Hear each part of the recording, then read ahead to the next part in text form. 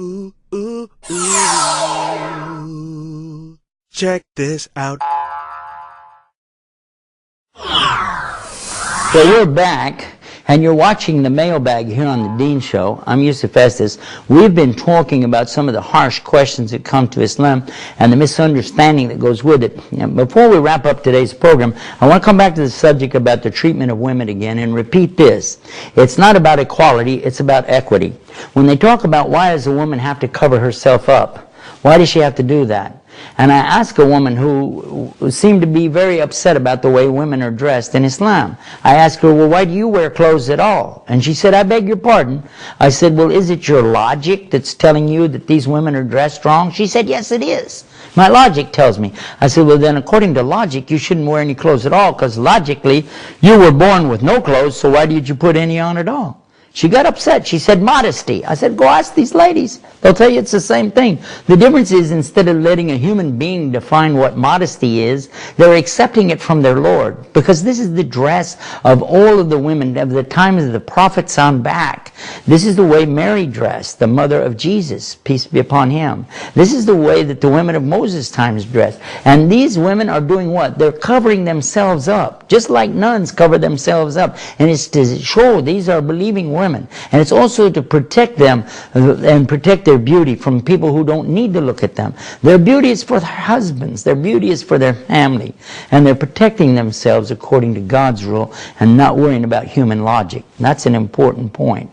Another thing people talk about is, why is it the women don't have the same things as men do in Islam? Because they're not the same. Where they're the same, it is the same. I'll give you an example off of the pillars of Islam, which we spoke about in another program. First pillar is that you have to say the Shahada and public declaration, I believe there's only one God and worthy of worship, and Muhammad is his messenger. A man says the same thing as a woman, no difference. The second one is the Salah, to establish our worship. The man prays 5 times a day, the woman prays 5 times a day. But a woman does not pray every day out of the month.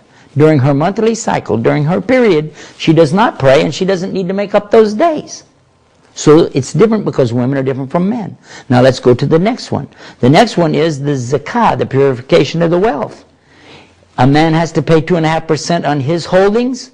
A woman has to pay 2.5% on her holdings. Why? Because it's the same thing. Both of them are talking about wealth, and there's no difference between a man and a woman when it comes to this. There's not.